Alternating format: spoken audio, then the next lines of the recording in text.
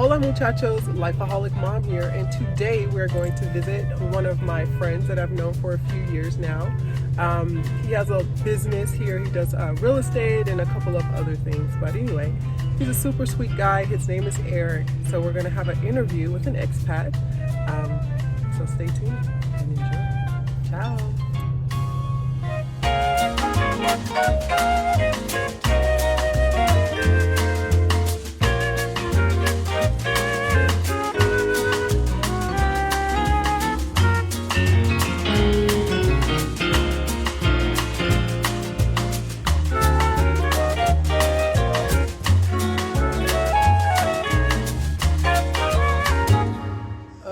So, hola muchachos, Lifeaholic Mom here, and today we are with our dear friend Eric, and we're going to have a quick conversation with him, like we do, about his life and his experience here in Costa Rica. So, welcome, Eric. Thank you. Nice to be here. So, tell us, Eric, what made you decide to pick up and leave Canada and move to Costa Rica? Other than the cold. Other than the cold. So I have a friend here, Stash, who I think you probably know because he's got a great restaurant here. And he had been mentioning how he's been coming for 30 years, 25 years, 30 years. And whenever he was back in Toronto, he'd be like, you've got to come and see it. You've got to come. You love Costa Rica, Eric. Right. You love the water. You love the jungle. You've got to come and see it. But I ended up coming here with my partner, John, on our honeymoon in 2006. Okay. And absolutely fell in love with it. Absolutely. Absolutely. Like we all did. Yes, exactly. It was just, there's something so unique about this country, the people, the way they do things. It's a very unique experience. We got here on a Saturday night, got off the bus late. It was like 9:30 at night. Pitch black. so dark. Except I remember the stars in the sky were like, it was just like blue, black velvet, and the stars were, and I was like, yeah. Oh my God. Because when you're in a city, yeah, you don't get to see experience stars. that. No, yeah. and it had been so long since I'd seen stars. Anyways. And woke up the next And day. you're still here. Yeah, I woke up the next day and walked out, because it was an open concept house, like many of them are here, you know, and opened the door, the bedroom door, and stepped out and just saw this lushness and light and birds and butterflies, and it was just incredible. So that was on the Saturday night, and I said to John, by Sunday night or Monday, I said, would you like to get some land here? Yeah. You know, if we can afford it somehow, if we can figure it out. And he said, oh my God, of course. And we met with the owner of the property that we bought on the Tuesday. Right. And we shook hands, and he said, okay, I'll keep that piece will be there for a year. You've got a year to bring me the money. Done. And that's how we roll in Costa Rica. Okay. Exactly. Yeah, exactly. And I came, went home, you know, did the usual remortgage, and came back and gave him money without even a legal document. Said, here's some money.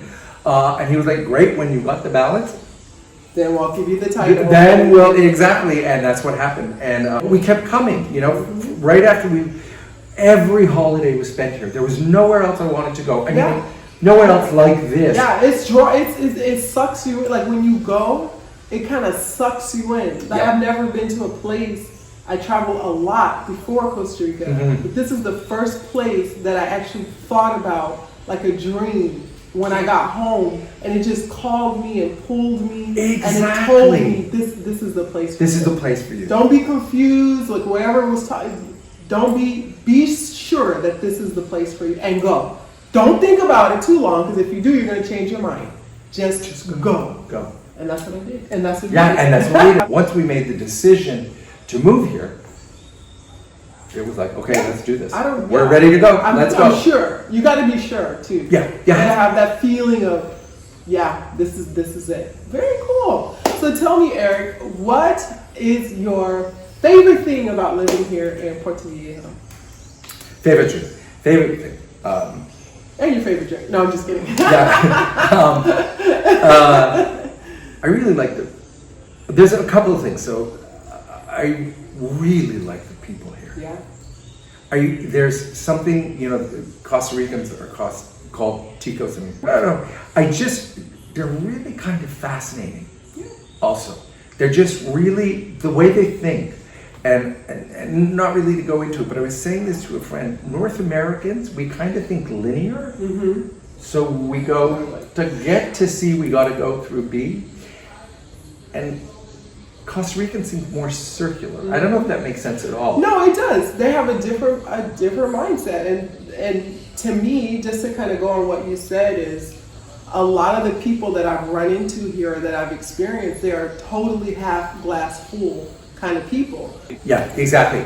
And then on top of that is just the ocean, the animals, the nature. I mean, it's just it's so peaceful. It's like I was telling people, like, I am at peace most of the day. And that is, I'm getting goosebumps right now because I've never had a time in my life where I was at peace most of the day. Yep. And so this is the first time in my life, the last 4 years, that I've actually had a sense of peace when I wake up in the morning and when I go to bed at night. And I'm not really worried about much. I don't have any worries. There's not a lot to worry about. So that anxiety level is almost zero. I mean, we do stuff, right? It's not like we're not just sitting around in the jungle, like drinking, iced tea. We do stuff, but it's like that level of anxiety is gone. It's gone. And the layer of anxiety, stress. Yeah, and layers are a good way of looking at it. Kind of like an onion, it gets peeled away when you get here. When I got here, I literally was covered in psoriasis, and it was gone 3 weeks later. 2.5 weeks, 3 weeks later. Did you hear that? The ocean, the salt water is so healing. There's so much salt in the air, but 3 weeks. 3 weeks it was gone. And when you went back to Toronto, my doctor flipped. He flipped out. He was just like, "Don't come back. Keep doing what you're doing, living the life you're doing, because your blood pressure. We're taking you off the meds. And I'm not really one of those people that's."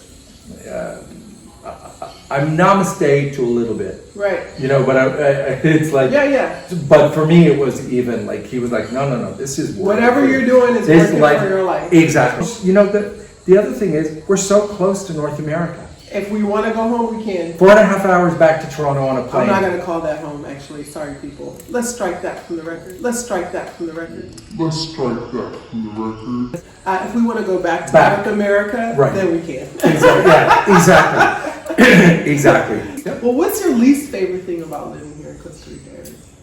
I really don't, like, I'm being completely honest with you. I don't really have a least thing. I think, least things. Come on. I know, I really. What about? Like the banks don't, how everybody jokes about, you gotta life. The banking system here is very odd. Archaic. Yeah. I'm going to use the word archaic. Yeah, exactly. But I like the air conditioning, like I've said. Yes. So. I can't, what do I... No, that's good though, because that's kind of like, we live in paradise. So we don't have very many, we can't say traffic or pollution. No. Like some of the negatives that you have. But if you have something to get done at the bank and you're expecting to do it on a Monday and you weren't able to do it till Thursday, that's kind of a con. So I'm going to take that as his negative. That's my negative. I think maybe now one came to me though. I think maybe the one is when tourists leave garbage on the beach. That makes me crazy. That's the only time you'll see me running, and that's after a tourist. Give your nasty face. I'm gonna give my nasty face. Yeah, exactly. That's the only. That makes me crazy. Okay. Because it's so beautiful. It's so beautiful. Why would you do that? Why would you leave a plastic bottle on the beach? How disrespectful. That would be my Thank you, Eric. That was excellent. Yeah, good. Okay, so there are a lot of people that are going to watch this video and they're considering taking the leap, but they have a lot of fear or a lot of naysayers or people around them that are like, don't do that, don't. What would you say to people who are considering, who are researching a beautiful place to live? What would you say to them to help them get over the hump or the fear of making a huge life change from one country to the other? I would say go for it. Yeah. Really, just go for it and know, you know, I was speaking to somebody this morning who's actually buying a house where they live. And the thing is, if you don't like it, go back. That's all. Right. But at least try. You know, I think what happens with, and you probably hear this a lot when you're interviewing people, but I think what happens a lot with North Americans and people in Europe and all over the world, they get so caught up believing they've got to live a certain way, that it has to be this kind of 8 to 4, 9 to 5, 7 to 3, you know, blah, blah, blah, go home, have dinner. Programmed. So programmed.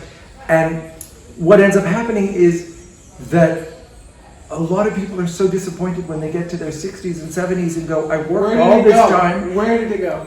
Where did it go? Where did the time go? And whatever. And now I don't feel like climbing a mountain. Yeah. I don't feel like going hiking on the weekends. Right, exactly. So I just want to stay home. do it when you're, you know, a little bit when you're right? able to. When you're able. But when you're able, so and you can enjoy your and know that there's just as good a life out there, or even better, if you just take a chance in life. Absolutely. Just take a chance. You know? Take a chance with your life. With your life, exactly. It's your life. And you only get one. Right. Take advantage of it. We only get one. And I think the other thing is, and this is what's great about what you're doing, is to have a person, a go-to person, to say, hey, I need. Davia, can you help me with this? Because I don't know how to do that. You know, or whatever. And to have a person that has lived here, knows what it's like to go, whatever, get internet, you know, how to deal with beginning to end. Much. And that's a really good service. Absolutely. Because it's not what we had when we and that's not what I had either, let me tell you. And still it was challenging, but it was fun challenging. Right. It was like exploring in the jungle, and you're like, oh, look at this tree. How does it work? Right. What do we do? What do I? You know, it wasn't like he said. It was challenging at times, but it wasn't the kind of challenging that we experience in North America, where it's like it's just a different kind of challenge. It's an adventure. It's fun to learn new things, and now you have this resource in your pocket that you can pull out whenever you need it. It wasn't the same kind of challenge. No, it just wasn't. I don't know how to explain it. Yeah, it wasn't. No, it's a different type of challenge. But you know what is also really kind of cool, and I think it's unique about the Caribbean, is because a lot of people, because I'm in real estate, say to me, well, what about language? And this Caribbean coast of Costa Rica, there's enough English spoken for you to get things done. And I would hope that people would learn Spanish and try to learn Spanish. Yeah. Mine's not great, but it's at least it shows respect. You get by. You show respect. You try. People know I'm trying and whatever, and they'll usually switch to English. Yeah, if they can. Yeah. If they can, and I think that makes it unique here as well. Yeah. The fact that if there's a language fear, so if you're scared of, oh, well, I can't move there because I don't speak Spanish. There's enough English people, speaking people that are Costa Rican. Yeah, that you can get exactly what you need. Yeah. So thank you so much for that. Now tell us a little bit about what you do for a living here. Okay, well, we have the Dome, and then we have. Can you tell us a little bit about the Dome? The Dome is a one-bedroom circular. It's a dome. It's kind of like a little Smurf house. It's hard to explain. With a bedroom and a bathroom, and we built it when we got here right away. We took the money that we had and built it, hoping like that baseball film that they'll come if you build it. Okay. If you build it, they will come. Exactly.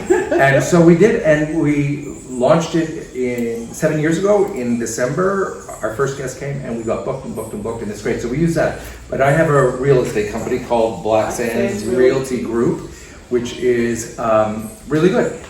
We sell property and we sell homes, with land as well, of course, to locals and foreigners and We are the only company, which is pretty good, that have been able to get interest-free mortgages for clients. Yes, if they buy through a certain buyer and certain seller. So that's great because he owns so much land here. So that's what I do personally, and I've got a business partner, Andrea Mendez, who's great. Okay. Who's like And perfect. all of their information for Black Sands Realty will be in the link below. Yeah. So. And I'm so glad you're doing this for people. Thank you, Eric. It's I really appreciate good. it. Yeah. Thank you. Well, thank you so much for You're your welcome. time. You're welcome. Really, That's fine. I'm You're welcome. You're welcome. And you're welcome. I'm thanking the phones. You're I'm losing it in the jungle now. Oh my God. Thank you so much, Anytime. Eric. That was I do fun. appreciate Good. it. Thank you for your time. Okay, You're well, welcome. Lifeaholic Momma signing out. Ciao. That was good. Yeah. I think it was.